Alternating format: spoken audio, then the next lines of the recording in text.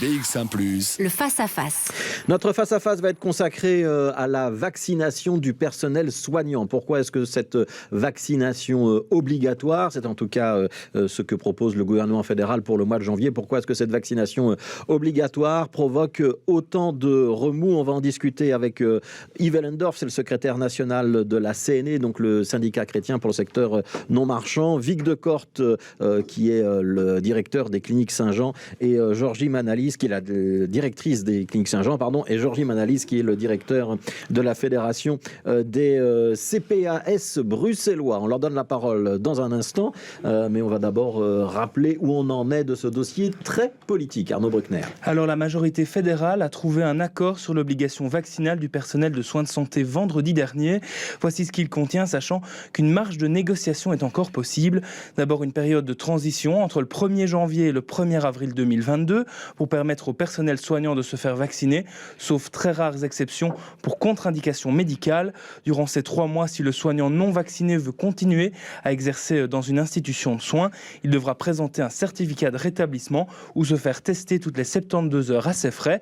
S'il refuse de s'y plier, il ne sera plus autorisé à travailler, mais pourra bénéficier du chômage temporaire jusqu'au 31 mars. Une fois la phase transitoire terminée, à partir du 1er avril, le professionnel de santé non vacciné verra son contrat résilié sans préavis ni indemnité et aura droit aux allocations de chômage, mais il aura la possibilité de s'opposer à la résiliation et demander plutôt une suspension du contrat de travail. Cela implique la perte de salaire et des allocations de chômage, mais cela lui permettra de continuer à travailler hors secteur des soins de santé et de retrouver son emploi comme personnel soignant s'il décide de se faire vacciner in fine. Voilà, alors place au débat. Je ne sais pas si Yves Ellendorf m'entend. Moi, je ne vous vois pas, monsieur Ellendorf. Est-ce que vous nous entendez ? Non, alors... Je vous entends, mais je vais m'installer parce que j'étais bloqué par Uber. Ah bon, bah voilà. Et donc je suis un peu en retard. Je vais arriver dans 2 minutes. Voilà, ça c'est l'actualité vraiment en direct. Il y a tous les dossiers qui se mélangent. Yves Ellendorf, donc qui va allumer sa caméra et on lui donnera la parole quand la caméra sera allumée. Je vais commencer alors avec Vic Decoort aux cliniques Saint-Jean. Le secteur hospitalier, les directions d'hôpitaux, en tout cas, elles sont très demandeuses d'une vaccination de leur personnel. Est-ce que cette demande implique qu'on doit imposer cette vaccination au personnel, et y compris avec une forme de sanction? Pourquoi est-ce que ce serait nécessaire pour vous? Depuis assez longtemps, entre-temps, ou une bonne année, je confirme qu'on est absolument pro l'obligation vaccinale, je pense pour tout le monde, et avec une priorité sur tout le monde qui travaille au niveau de la clinique.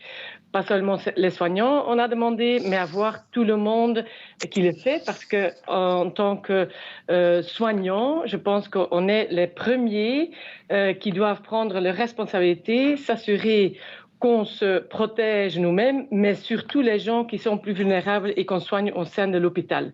Donc cette obligation vaccinale est absolument quelque chose qu'on est très content qui a eu lieu.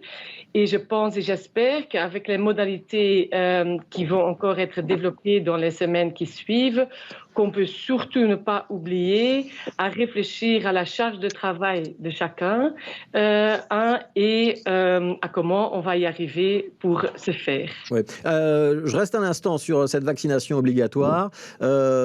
Si je vous comprends bien, c'est presque un devoir moral ou un devoir éthique lorsqu'on est un acteur des soins de santé. En ce qui concerne votre hôpital, est-ce que vous avez une idée du nombre de personnel qui est vacciné ou qui n'est pas complètement vacciné? Ou est-ce que c'est un chiffre compliqué à obtenir? C'est un chiffre compliqué, non. On sait à peu près comment c'est. On a un taux de vaccination de 80%, même plus au sein des médecins. Donc, qui est déjà pas mal, mais clairement pas assez.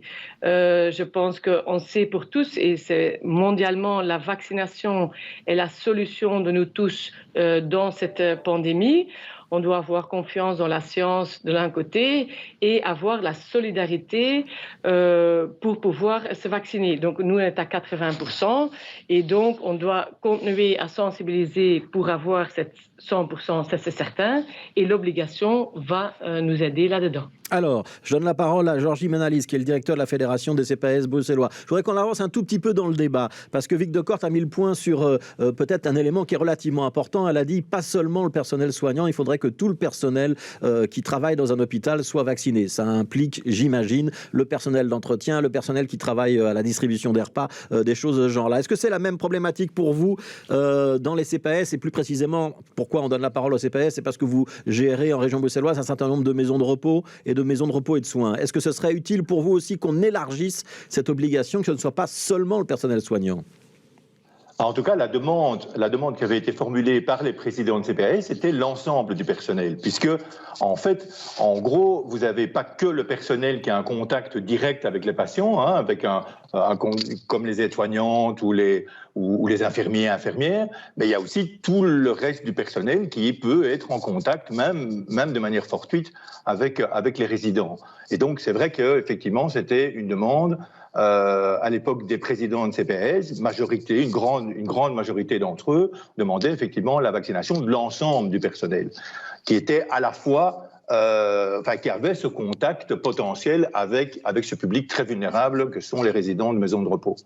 Alors, je donne la parole à Yves Ellendorf, parce qu'on a retrouvé le contact vidéo avec le secrétaire national de la CNE, donc pour le secteur non marchand, la CNE, c'est le syndicat des cadres et des employés pour le syndicat chrétien.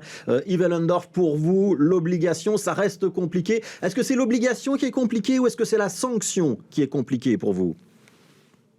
C'est les deux. D'abord, m'excuser, nous étions en action devant le ministre Van den Broek, justement contre cette mesure d'obligation et d'interdiction professionnelle. Donc, la sanction, c'est l'interdiction professionnelle. C'est-à-dire que le travailleur ne peut plus professer nulle part. Alors, les petits soucis de liaison. De sa profession, que ce soit infirmier, soignant, aide-soignant, médecin. Donc, il y a S'il vous plaît. On a une liaison qui n'est pas très bonne, mais continuez. Ah, désolé. Donc, premier élément, c'est l'outil qui est utilisé, c'est-à-dire l'interdiction professionnelle. Pour nous, ça oblige les employeurs à mettre fin au contrat, qu'on l'appelle suspension, licenciement ou n'importe quoi. Ça, c'est du maquillage. C'est de toute façon une interdiction professionnelle. La personne doit changer de métier. C'est pour nous totalement inacceptable. Deuxième élément, c'est sur le terrain. Aujourd'hui, on a 10% de personnel, des professionnels de santé qui ne sont pas vaccinés. Il y en a 5 qui ne changeront pas d'avis. Ça veut dire au moins 5% des gens qui ne seront plus sur le terrain demain. Troisième élément, on a un schéma vaccinal obligatoire. Ça veut dire la 3e dose et peut-être la 4e et peut-être la 5e. La loi prévoit que les travailleurs doivent être vaccinés dans l'ensemble du schéma vaccinal. On va arriver à 20-25% du personnel qui ne voudra pas se faire vacciner dans un schéma comme celui-là, pendant que la Belgique ne fait rien pour qu'on lève les brevets et qu'on permette de vacciner le reste de la population mondiale et d'éviter le retour de variants. Pour nous, c'est inacceptable. On est en train de stigmatiser ce personnel, on est en train de le payer, de le punir sans aucun élément scientifique. Personne aujourd'hui n'est en capacité de nous dire qu'il y a un effet néfaste pour la population dans le cadre de la pandémie, du fait qu'il y a 10% des soignants ou des professionnels de santé qui ne sont pas vaccinés. Oui, attendez, Yves Ellendorf, j'aimerais qu'on éclaircisse un point quand même, parce qu'on dit quand même que la vaccination, elle permet aujourd'hui, même avec le variant Delta, de diminuer les contaminations au moins de l'ordre de 40%, d'après les dernières études, et certaines parlent de 60%. A priori, moi j'avais compris que le syndicat chrétien, il y a eu une petite ambiguïté ces derniers jours, mais j'avais compris que le syndicat chrétien défendait quand même le principe de la vaccination. Vous pouvez nous rassurer là-dessus ? Tous les syndicats défendent le principe de la vaccination et nous voulons et nous travaillons à ce qu'il y ait un maximum de personnel qui soit vacciné. Donc, nous sommes demandeurs de faire en sorte que tout le monde se vaccine si c'est possible. Nous savons qu'il y a des irréductibles qui ne se vaccineront pas, qui quitteront la profession. Nous savons qu'il y a des gens qui aujourd'hui peuvent encore être persuadés par des arguments scientifiques fiables et ils ne sont pas suffisamment utilisés aujourd'hui. Et le fait de lancer une interdiction professionnelle scientifique crée une confusion entre les anti-vaccins et les anti-obligations. Voilà, donc plus de pédagogie, moins d'obligations ou moins de sanctions. Je vais résumer votre position comme ça. Je me retourne chez Vic Decorte, aux cliniques Saint-Jean. Quand j'entends Yves Ellendorf dire il y a 5% peut-être du personnel qui ne se vaccinera pas et qu'on risque donc de devoir se passer de ces services, et ça pourrait peut-être même monter jusqu'à 20% avec les différentes campagnes de rappel. Prenons quand même l'hypothèse 5%. Vous pourriez vous passer de 5% de votre personnel et votre hôpital tournerait ou pas ? Aujourd'hui, on sait que la charge de travail est très grande. C'était déjà avant la pandémie, ça n'a pas amélioré, c'est certain. Je reste assez convaincue que les pourcentages des gens qui finalement ne vont pas le faire va rester peu, vraiment peu. Et oui, je suis, comment dirais-je, d'accord à ce que le début de l'obligation vaccinale se fait dans un premier temps dans les institutions de soins, tout en sachant qu'on a une responsabilité, chacun a une responsabilité individuelle et civile, je dirais, mais nous, en tant qu'institutions de soins, on doit être les premiers à le faire. Donc, est-ce que je peux m'en passer du personnel? Honnêtement, non, mais je suis convaincue que si on a un bon plan de phasage, que finalement, il n'y aura que très très peu qui ne le feront pas et qui quitteront la profession. Vic Decorte, vous avez dit le début de l'obligation. Ça veut dire que dans votre esprit, les soignants, le monde médical doit donner l'exemple, mais qu'après, d'autres catégories de la population, voire toute la population, doivent suivre ? Oui, c'est ma conviction.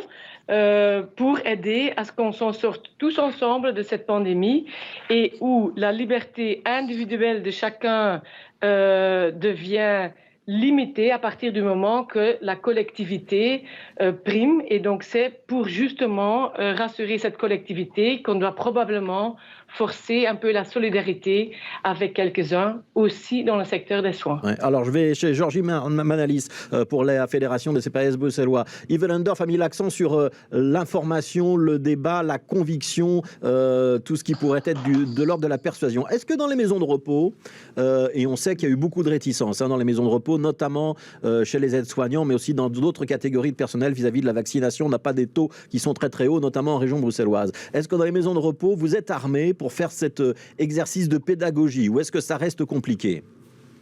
Écoutez, je voudrais quand même rappeler que les maisons de repos ont été les premiers endroits où on a vacciné à Bruxelles.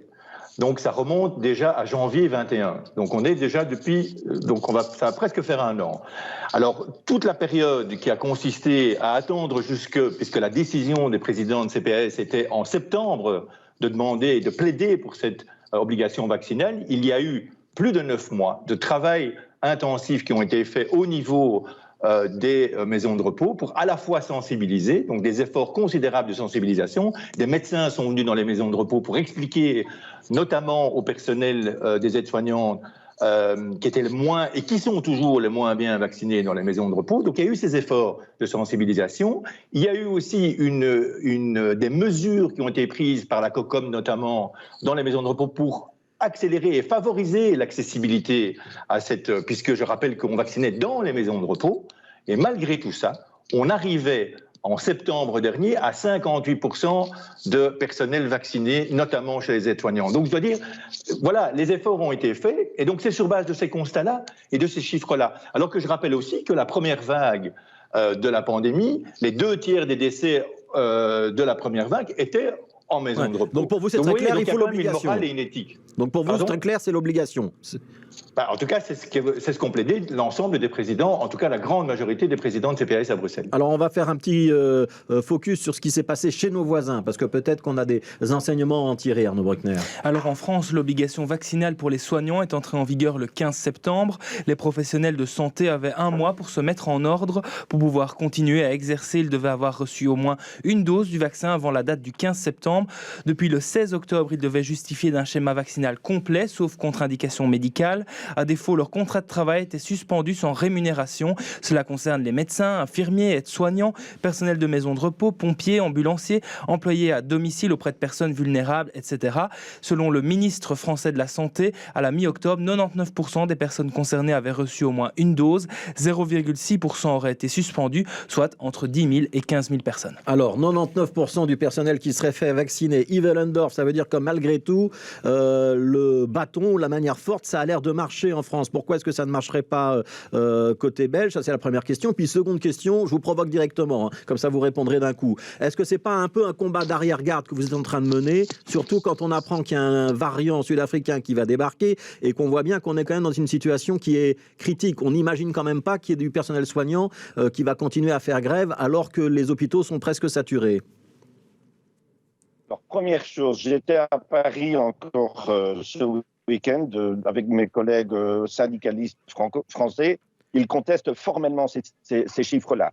Eux parlent de 40 000 soignants qui ne sont plus, ou personnels de santé, qui ne sont plus sur le terrain aujourd'hui, avec des difficultés énormes dans toute une série de services. Donc ça, il faut d'abord vérifier les sources. Deuxième élément, en ce qui nous concerne, ça n'est pas un combat d'arrière-garde, c'est un combat pour la qualité des prises en charge. Nous voulons absolument préserver un maximum de personnel sur le terrain. Ceux qui nous disent irresponsables parce que nous voulons qu'il y ait le personnel en suffisance sur le terrain, eh bien, ils verront demain si on veut appliquer en Belgique, en tout cas en Belgique francophone, c'est clairement aujourd'hui quelque chose qui ne passera pas. Et donc, on peut continuer du côté de certaines fédérations patronales à croire qu'il suffit de dire qu'on va obliger pour que les gens se fassent vacciner. C'est une erreur stratégique majeure et une erreur stratégique non seulement par rapport à la vaccination et au fait que les gens qui sont là vont se faire vacciner, mais c'est aussi une erreur majeure sur l'image qu'on donne par rapport à l'attractivité de ces métiers. Alors, je donne la parole à Vic Decoorte. Je donne la parole à Vic. Stigmatise Voilà, on a des soucis de connexion. On a des soucis de connexion avec Yves Ellendorf. Donc, je donne la parole à Vic Decoorte. J'aimerais que vous nous expliquiez un petit point pour aller dans le sens d'Yves Ellendorf. Est-ce qu'on ne pourrait pas imaginer que du personnel non vacciné continue de travailler, soit en respectant les gestes barrières, parce qu'on voit quand même tous bien que la vaccination, ça ne suffit pas à protéger des contagions. Il faut y ajouter des gestes barrières. Est-ce que garder des gestes barrières, c'est pas déjà quelque chose qui permettrait de garder du personnel quand vous avez besoin de tous les bras et de tous les cerveaux? Première question. Seconde question, est-ce qu'on ne peut pas imaginer que ce personnel, il puisse être utilisé à d'autres fonctions, peut-être pas en rapport direct avec les patients, mais j'imagine qu'il y a un certain nombre de tâches logistiques ou administratives sur lesquelles vous pourriez les rediriger. Est-ce que c'est envisageable ou pas du tout? Non, je pense que ce n'est pas envisageable dans le sens où les gestes barrières sont restés en vigueur toujours aujourd'hui ou pas. Donc l'obligation vaccinale, pour moi, c'est à nouveau une question plus sociétale même, dans laquelle les soignants doivent être les premiers pour faire face à la pandémie. Donc ça, c'est quelque chose qu'on doit faire tout le monde. Et je pense qu'on doit vraiment avoir le bon débat, c'est-à-dire la charge de travail et la pression sur les équipes dans le soin est très très grande. Donc je pense qu'on doit tous se renforcer pour avoir la bonne bataille, telle que comment on peut s'assurer que la pression est quelque chose qu'on puisse gérer. Ouais. Vic Decoorte, quand le gouvernement fédéral annonce qu'il réfléchit peut-être à la mise à disposition de personnel qui pourrait prendre en charge des tâches administratives dans le secteur des soins de santé, dans les hôpitaux, c'est réaliste ou c'est irréaliste? J'imagine que quand les infirmières encodent ce qu'elles ont fait dans la journée, il n'y a pas quelqu'un qui peut les remplacer. Non, malheureusement, on ne peut pas remplacer les soins qu'on donne aux cheveux par des gens qui ne sont pas soignants. Donc non. Donc je pense que la vaccination obligatoire est importante pour qu'à nouveau qu'on sorte de ce débat qui est polarisant entre les gens qui sont pour et contre, qu'on peut vraiment tous se focaliser sur comment sortir de cette pandémie et deux, plus spécifiquement, comment on peut faire face à la charge de travail qui est très grande et qui est une bataille commune avec toutes partenaires sociaux et autres d'ailleurs sur la place. Ouais, Yves Ellendorf, je retourne vers vous. Imaginons qu'on élargisse cette obligation vaccinale à d'autres catégories de personnel et on peut penser à tous ceux qui travaillent dans les hôpitaux, dans les maisons de repos et pourquoi pas les policiers, pourquoi pas les enseignants, etc. Si on élargit, est-ce que vous cessez votre mouvement et vous n'avez plus le sentiment d'être stigmatisé? C'est le terme que vous employez souvent. Ça arrangerait les choses ou pas? Nous ne sommes pas contre le fait que le politique prenne ses responsabilités pour une obligation vaccinale généralisée.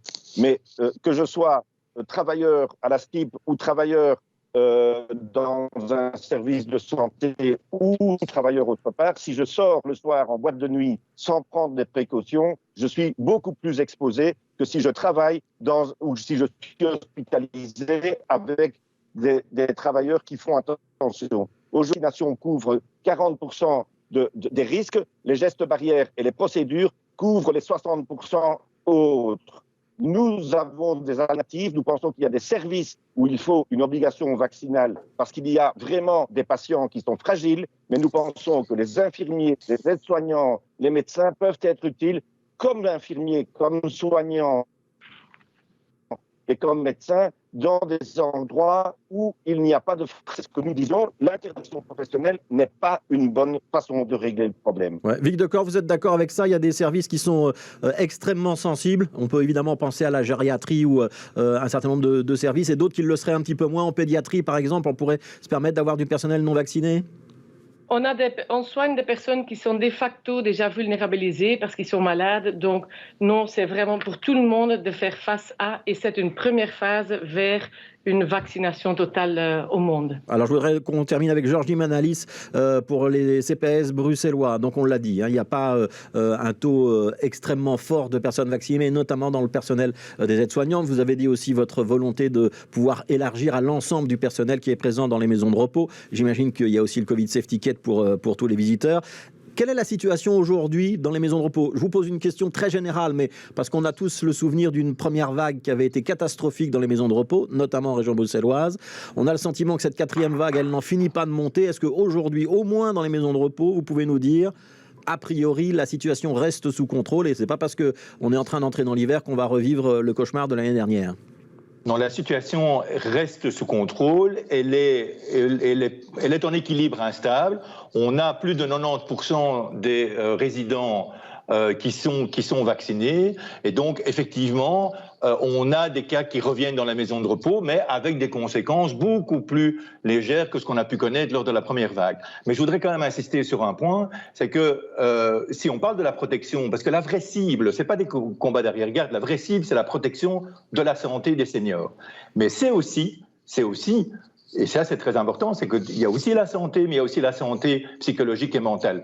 Et si aujourd'hui on doit refermer des maisons de repos parce que le virus rentre à nouveau dans les maisons de repos, vous avez des phénomènes de glissement qui apparaissent chez des résidents. Et ça aussi, c'est une volonté de protéger. Et je crois qu'on a vraiment conservé l'absolue nécessité d'avoir des bulles protégées que sont les maisons de repos. Et c'est ça que l'on vise aussi par cette meilleure amélioration, en tout cas cette amélioration du taux de vaccination. Voilà. Et le phénomène de glissement, je rappelle, sont des personnes âgées qui se laissent aller jusqu'au point sans doute d'en mourir parce qu'elles se sentent abandonnées ou qu'elles n'ont plus de contact avec le monde extérieur, leurs proches souvent. Merci à tous les trois pour ce débat. On a compris qu'on ne vous mettrait pas d'accord. On a compris qu'il y avait peut-être une manière de s'en sortir en élargissant l'obligation vaccinale à d'autres pans de la population, voire à toute la population. Et c'est évidemment un débat qui sera très politique dans les jours ou les semaines qui viennent, à moins qu'il ne soit d'ores et déjà tranché par le comité de concertation qui était en cours ce matin. On n'a pas encore tous les détails. Merci à tous les trois.